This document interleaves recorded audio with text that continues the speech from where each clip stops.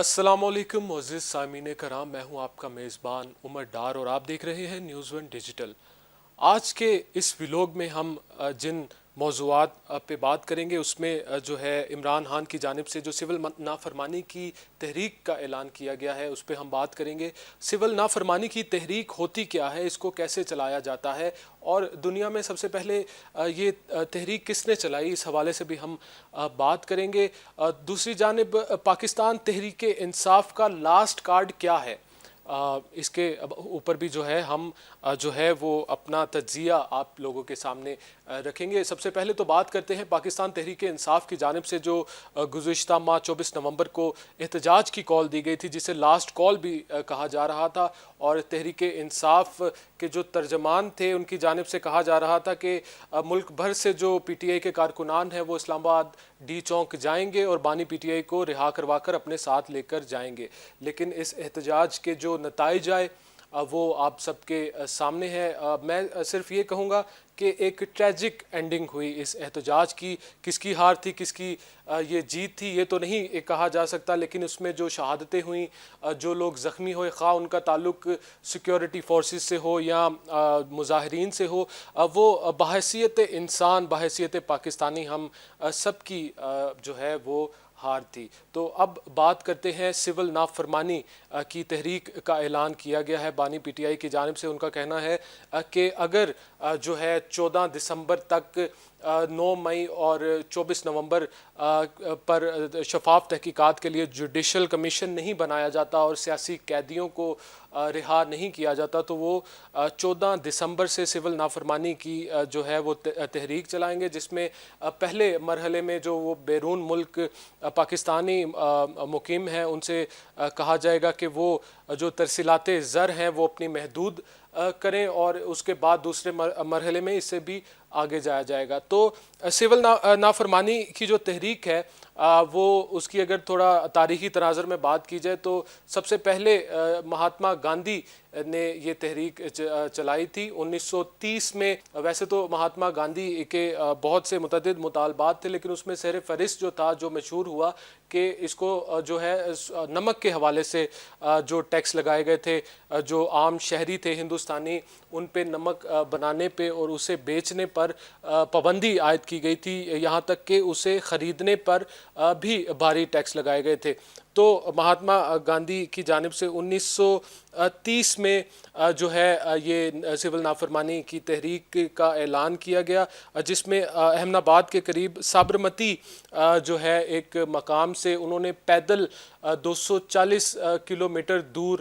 جو ہے ڈنڈی جو ایک ساحلی مقام تھا وہاں پہ مارچ کیا۔ 78 لوگ جو تھے ان کے ساتھ تھے۔ ان کے مطالبات میں سر فہرست یہی تھا کہ نمک پہ جو یہ پابندیاں اور ٹیکس لگائے گئے ہیں اس کو ہٹایا جائے۔ دیکھتے ہی دیکھتے یہ جو مارچ تھا مہاتما گاندھی کا، یہ ملک بھر میں اس کے چرچے ہونے لگے۔ اس حوالے سے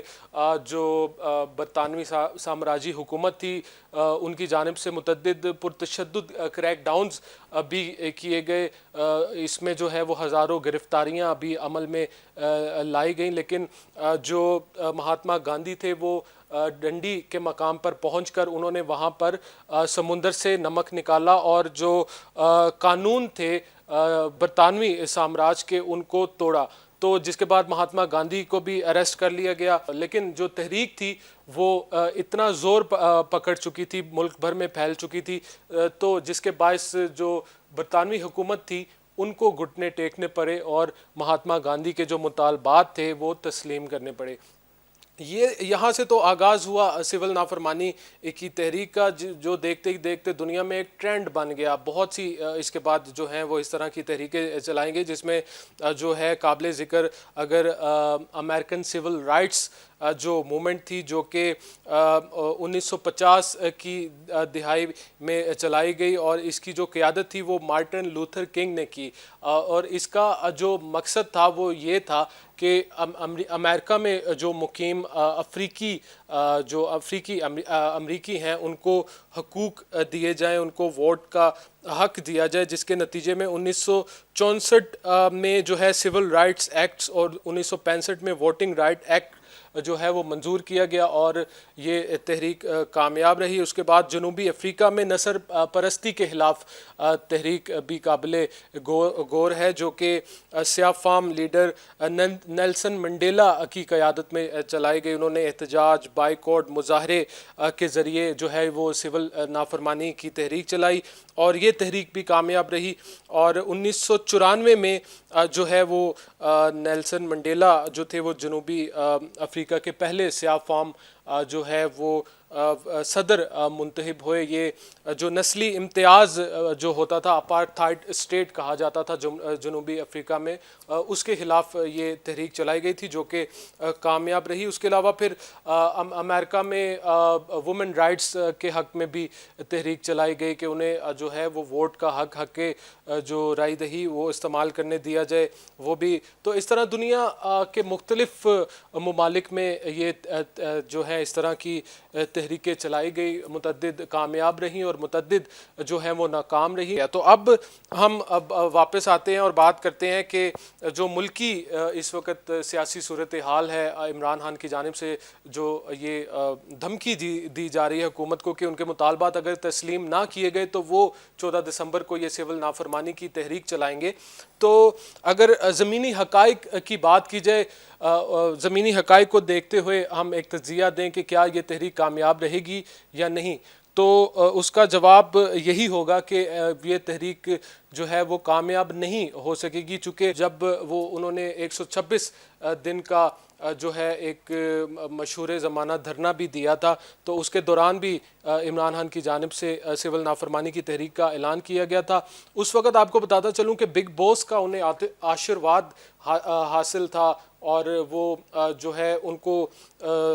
ہر طرح کا احتجاج اور مظاہرے کرنے کی کھلی چھوٹ تھی۔ تو اس وقت جب ان کی وہ تحریک کامیاب نہیں ہوئی تھی، تو آج جب وہ خود بھی پابند سلاسل ہیں، ان کے متعدد جو پارٹی رہنما ہیں وہ سلاخوں کے پیچھے ہیں اور باقی جو باہر ہیں وہ کمپرومائزڈ ہو چکے ہیں۔ پہلے تو یہ بات ڈھکے چھپے الفاظ میں کی جاتی تھی، لیکن اب جو خاص کر جو 24 نومبر کے احتجاج میں جو چیزیں سامنے آئیں تو یہ اب بات روزے روشن کی طرح عیاں ہو چکی ہے کہ پی ٹی آئی کی جو قیادت ہے وہ کمپرومائزڈ ہے۔ لاسٹ کارڈ کہا جا رہا ہے اس کو، جو یہ سول نافرمانی کی تحریک ہے، تو کیا یہ واقعی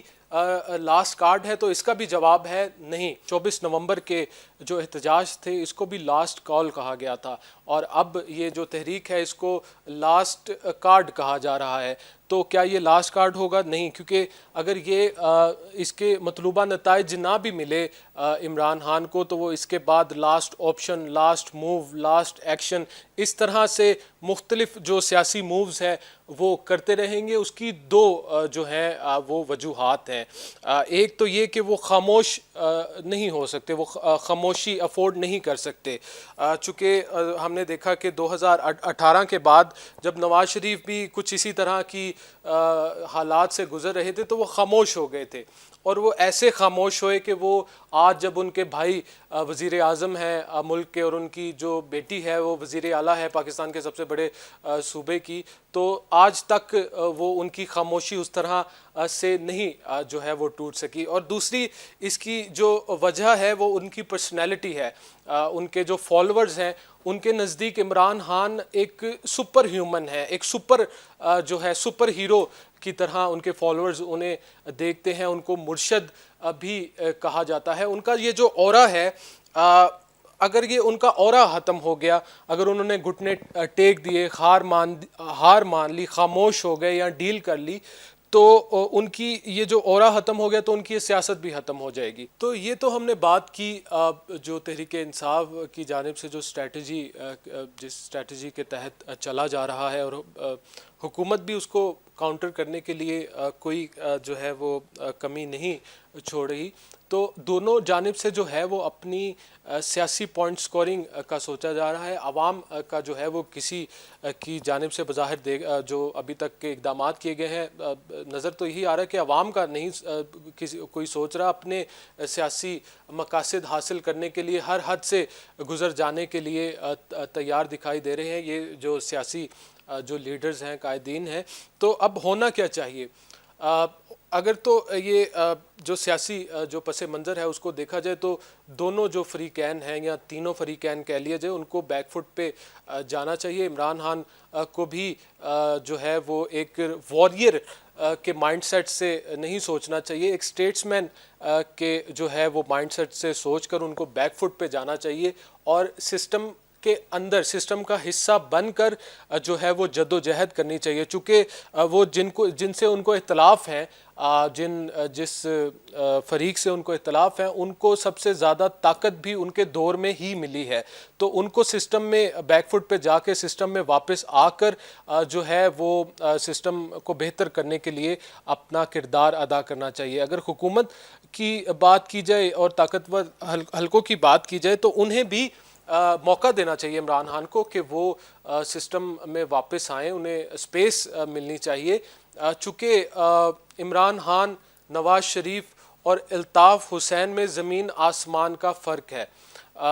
اگر دونوں جو یا تینوں فریقین اسی طرح آپس میں گتھم گتھا اپنی انا کی جنگ لڑتے رہیں گے تو نقصان اس میں ہمارے ملک کا ہوگا, عوام کا ہوگا. تو اس کا جو ہے وہ کوئی بہتر حل نکلنا چاہیے اور اس کو افہام و تفہیم سے جو ہے وہ معاملات کو حل کرنا چاہیے. تو میں امید کرتا ہوں آپ کو یہ ویڈیو پسند آئی ہوگی. ایسی مزید ویڈیوز کو دیکھنے کے لیے ہمارا جو ہے وہ چینل فالو کیجیے اور اس ویڈیو کا فیڈ بیک جو ہے وہ کامنٹ سیکشن میں دینا مت بھولیے گا. شکریہ.